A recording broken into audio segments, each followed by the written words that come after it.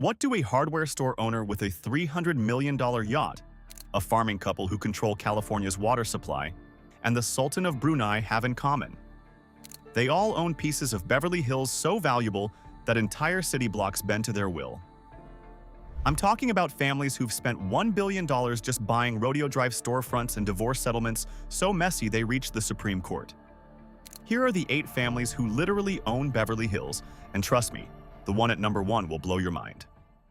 Number 8. The Sterling Dynasty, $5 billion. Real estate empire built on controversy. Let's kick this off with Donald and Rochelle Sterling, because their story is absolutely wild and shows how Beverly Hills fortunes get built through ruthless real estate accumulation, even when your personal reputation is completely destroyed. The Sterling's combined net worth sits between $4.4 and $5.4 billion in 2026, controlled through ownership of over 160 apartment buildings across Los Angeles, with significant commercial holdings anchoring Beverly Hills itself, including Sterling Plaza and the Beverly Hills Plaza Hotel. Here's what makes the Sterling wealth story genuinely fascinating. Donald Sterling started acquiring apartment buildings back in the 1960s, mostly in West Side and Koreatown, using a high-volume acquisition strategy where he'd buy properties, hold them forever, and extract maximum rent while spending minimal money on maintenance or improvements. That approach, which tenants absolutely hated, compounded into a multi-billion-dollar empire over 6 decades. But wait, you remember the Clippers scandal, right? In 2014, a recording leaked of Sterling making horrifically racist remarks, leading to a lifetime NBA ban and forced sale of the Los Angeles Clippers. Here's the insane part. Sterling originally bought the Clippers in 1981 for $12.5 million and ran the team so cheaply it became a league-wide joke. When he was forced to sell in 2014, Steve Ballmer paid $2 billion for the franchise. Think about that wealth creation for a second. A $12.5 million investment in a basketball team he barely cared about turned into a $2 billion windfall because the NBA forced him out due to racism. That's possibly the most profitable racist comment in financial history, which is either darkly hilarious or deeply disturbing, depending on your perspective. Donald Sterling is now 91 years old and was diagnosed with early-stage Alzheimer's back in 2014, which became a factor in the legal proceedings around the Clippers sale. Despite being essentially a social pariah in elite circles after the scandal, Sterling was honored as Trial Lawyer of the Year back in 1998, reflecting the legal skills he used to build his real estate empire through aggressive tenant litigation.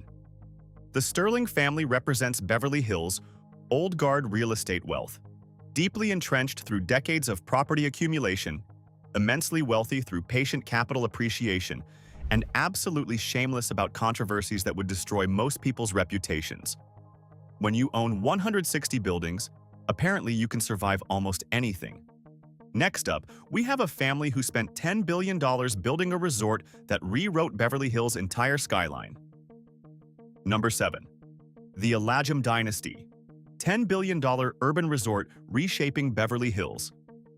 Benny Alagem might not be a household name like some other billionaires, but his family is literally reconstructing Beverly Hills' physical geography through One Beverly Hills, a $10 billion urban resort project transforming 17.5 acres of the city's most valuable land.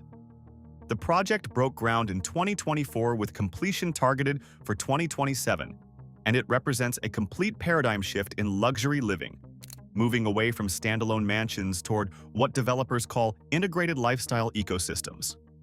We're talking 2 glass condo towers reaching 412 and 463 feet in height, fewer than 200 ultra-exclusive residences with entry prices around $20 million, a 10-acre botanical garden, and an ultra-luxury Aman hotel with just 78 suites. But here's what makes Alagem's positioning genuinely brilliant from a wealth consolidation perspective. His family already owns the Beverly Hilton and the Waldorf Astoria Beverly Hills, 2 of the most prestigious hospitality assets on the planet.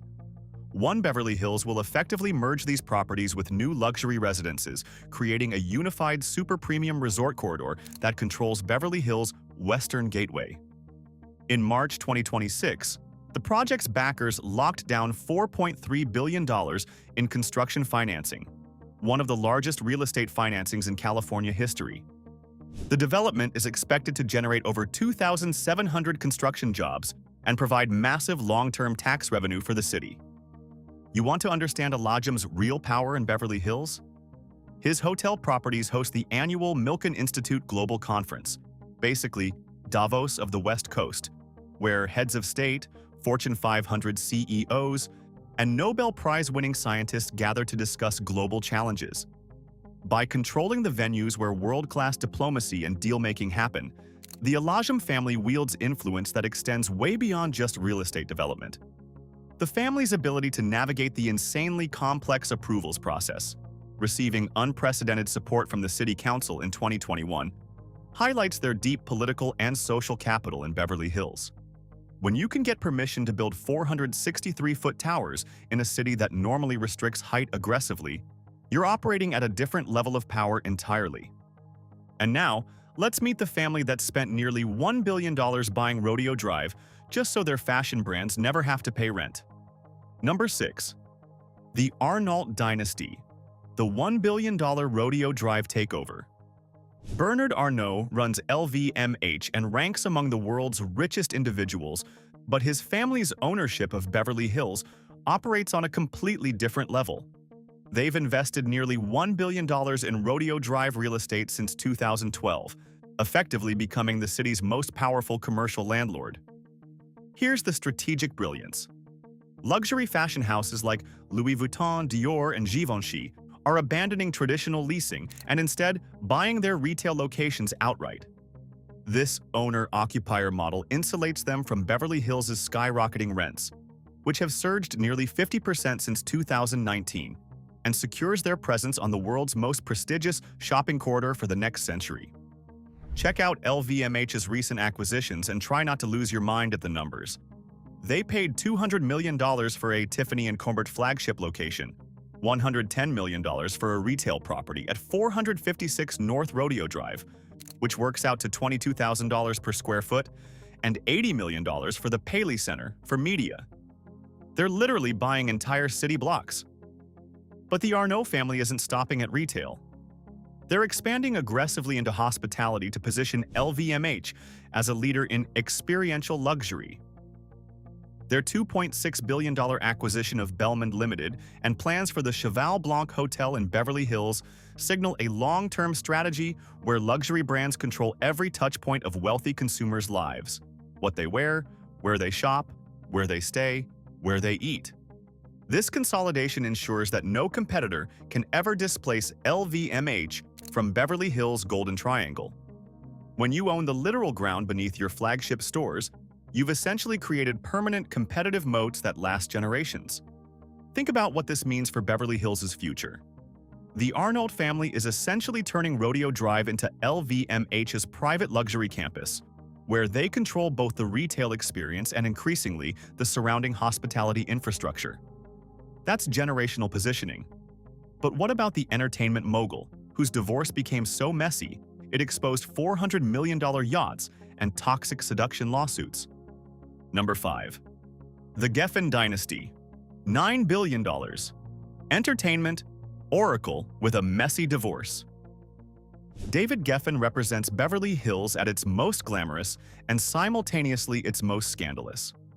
With a net worth around $8.8 to $8.9 billion, Geffen built his fortune founding Geffen Records and DreamWorks Pictures, then multiplied it through savvy tech investments in Apple and Activision Blizzard that earned him tens of millions just weeks before Microsoft's acquisition. Geffen's Beverly Hills real estate moves are legendary.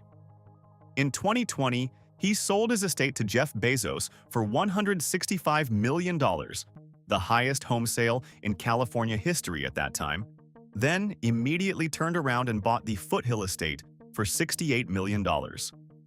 That's the kind of casual property trading that happens when you're worth nearly $9 billion. But here's where Geffen's story gets absolutely wild. His 2025 to 2026 divorce from Donovan Michaels, also known as David Armstrong, after just 20 months of marriage became one of the messiest celebrity legal battles in recent memory. Michaels filed a 33-page complaint alleging Geffen promised him lifetime support and shared assets, including Geffen's estimated $400 million super yacht, Rising Sun.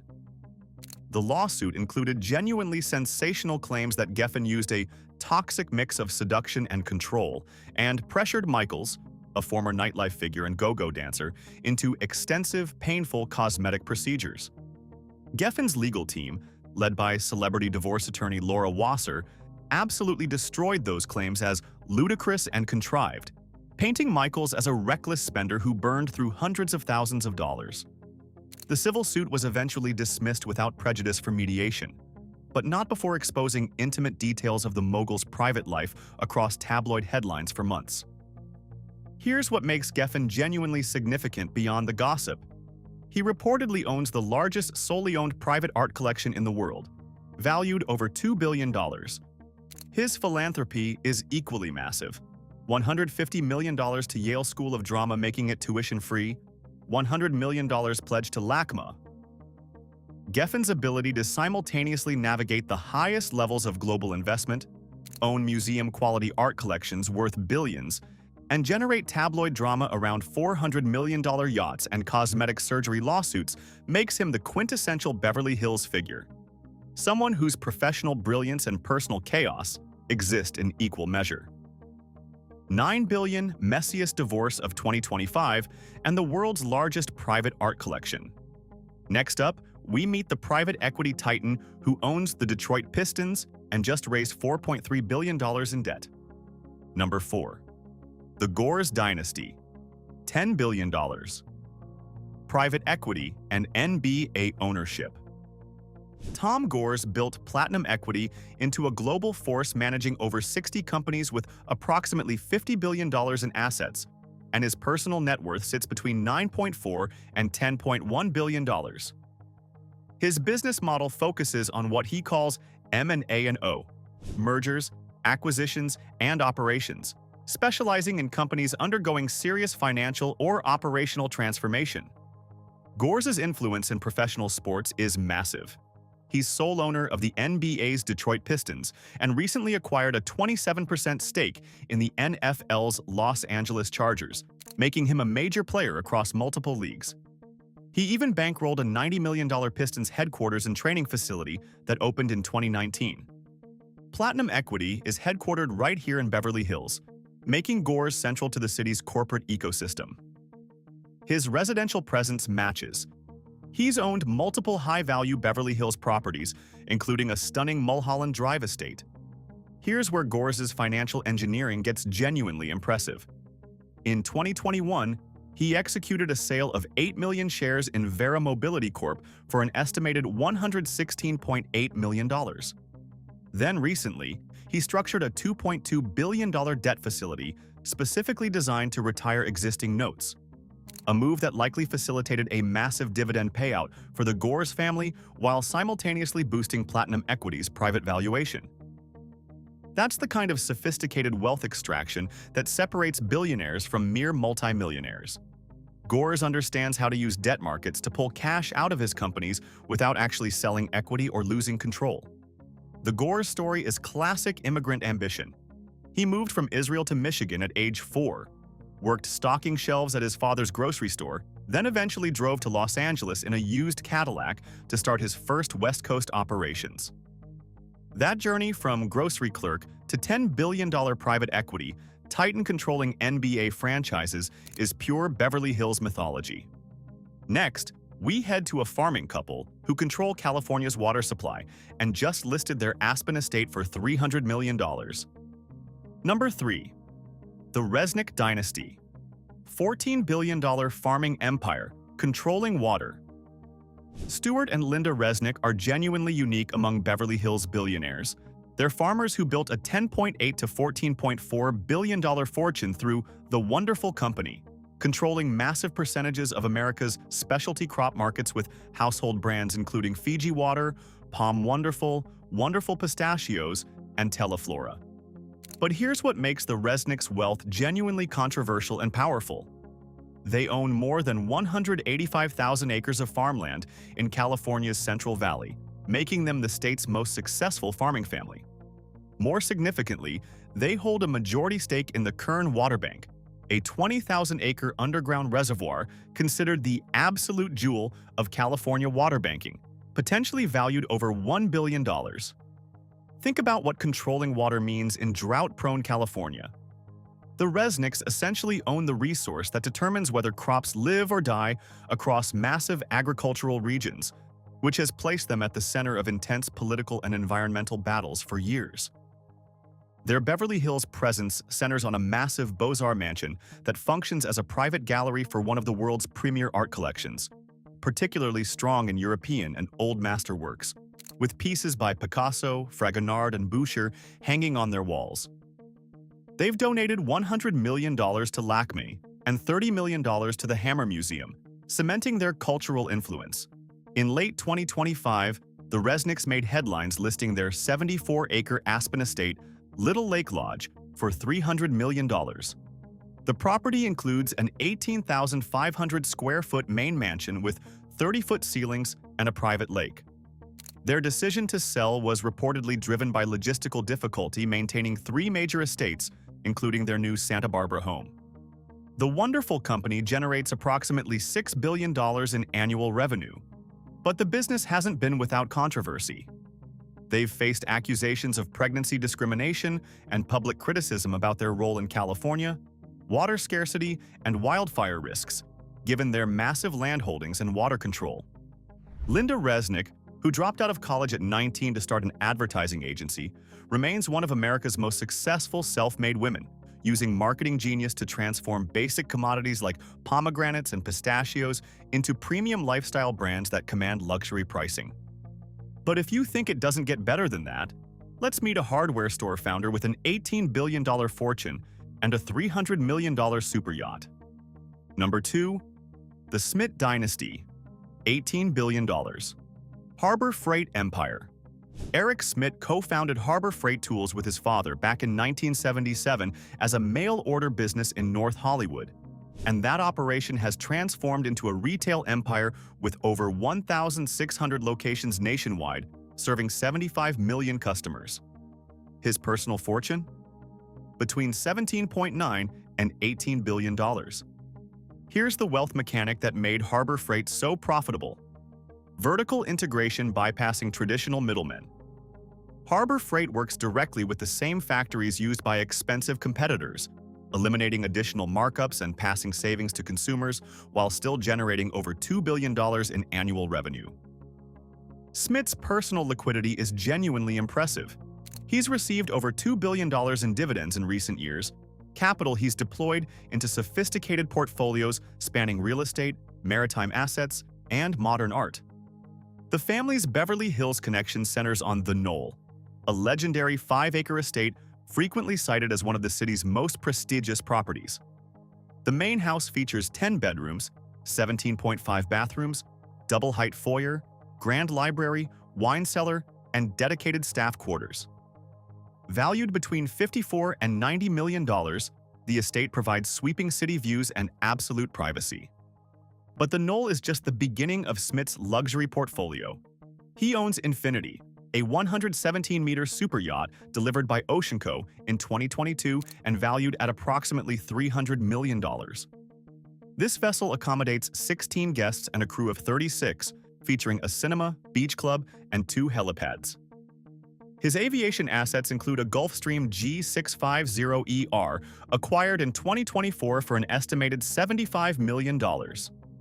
Here's what makes Smidt's story genuinely compelling, beyond the yachts and mansions. He spent 2 years in a Los Angeles orphanage starting at age 9. That background creates absolutely stark contrast with his current status as an avid contemporary art collector and major philanthropist.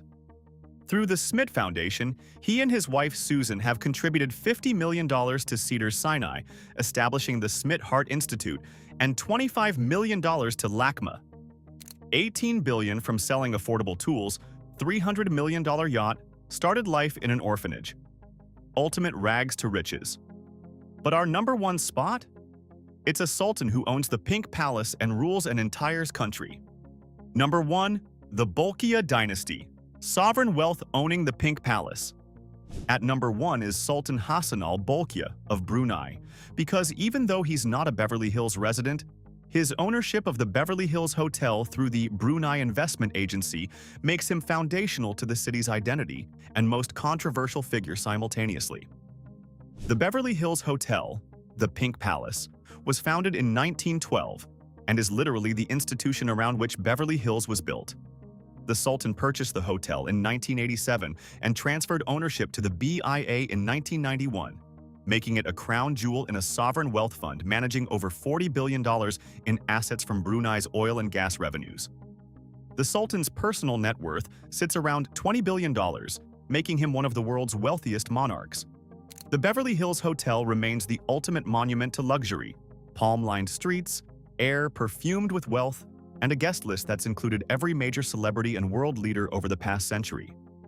But here's where the Sultan's ownership became genuinely explosive. In 2014, and again in 2019, major celebrities including Ellen DeGeneres and Jay Leno led massive boycotts of the Beverly Hills Hotel and Hotel Bel Air in response to Brunei implementing Sharia law with extreme penalties for gay sex and adultery.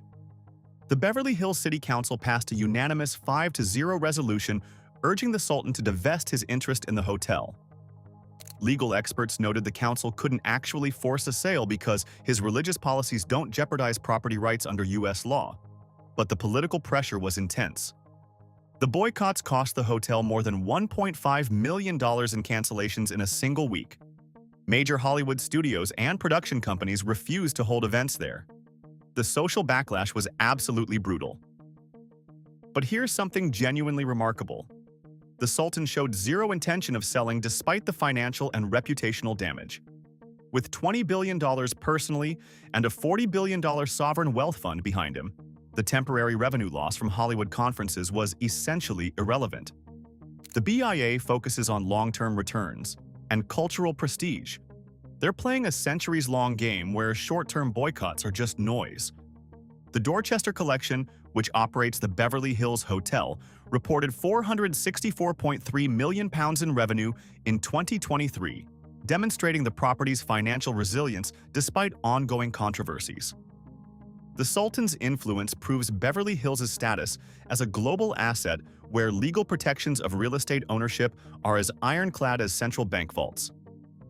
Even when the local population and government actively object to an owner's domestic policies, the property rights remain absolutely untouchable.